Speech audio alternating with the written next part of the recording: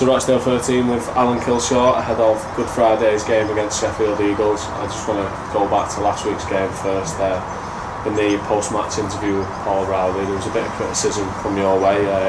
Said that you felt Rochdale made it a bit of a scrappy game. What do you make of those comments?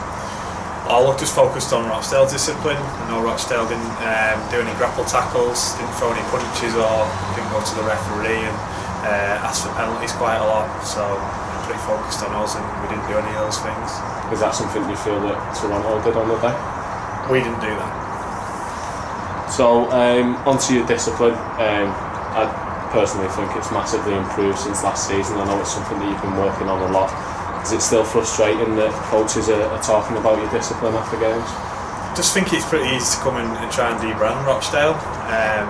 We've not got a huge budget, and we've probably seen it's not a pretty side in terms of our status at the moment in the Championship, but we do play some good rugby league, and I think we're pretty on the eye to play. And sometimes when clubs come to us and maybe they expect to get a better result or to beat us quite comprehensively, and they don't, it's easy just to debrand us.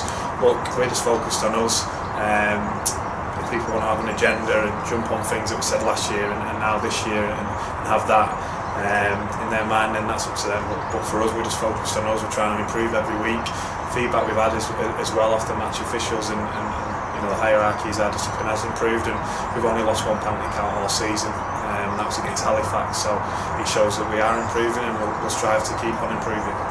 And obviously the penalty that won the game for Toronto, there was a bit of controversy around that, and I believe that you've had some communication with the refs coach about that decision being deemed incorrect. Can you shed any light on that for us? Well, that stay private between me and Steve Presley. We had a chat, an honest chat, and he's always honest with us. Our players made mistakes in the game as well as the referee made mistakes, so we can't dwell on it. We're not going to change the result. It doesn't give us the 2 points back whether we admit the penalty was wrong or not.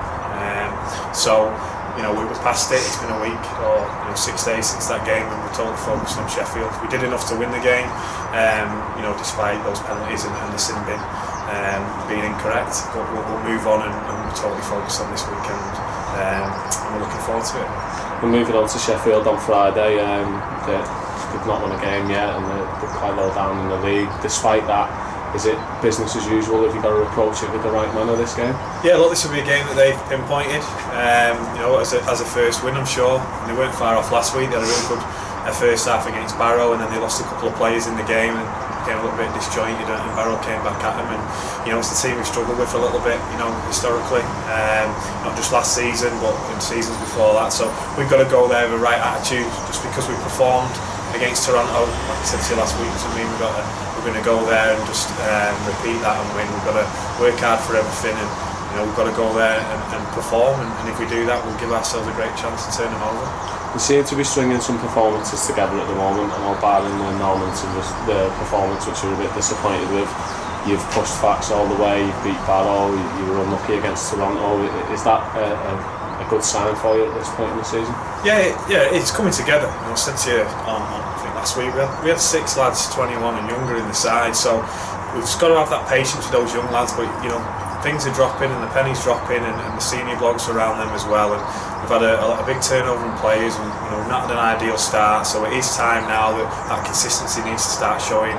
But with that, we need to start picking up results as well. We don't just want to be that side who just gets beat by 1 point, 2 points and becomes happy with that. We need to start getting some results and put some points on the board, and East is a great opportunity to do that. And just a quick note on Easter, obviously 2 games in the weekend. What have you learned from last year that you'll implement this year? I thought we've handled it pretty well last year in terms of recovery and our preparation. Obviously the results didn't go our way, so we'll look at that and how we manage the team and the squad. I think we're in a much better position this time than we were this time last year, even though we probably have a few more points on the board, a couple more wins. I feel the squad, the way we're playing and the direction we're going in, we're in a good spot, and we're pretty healthy. There's only really Matty Haddon now who's out through injury, so we've got a decent sized squad to choose from. We've only got Pat Moran available for Warrington on dual registration, but we thought that would be the case, and Pat's played every league game, so we're in a good spot there, physically and mentally. Look, we're looking forward to it. We can moan about it and until we're blue in the face. But Easter's Easter, it's set. We know what happens before the start of the year. We play 2 games over Easter, and we're looking forward to it, especially having a home game on Monday as well. I think that gives us an advantage, whereas last year it was the other way around.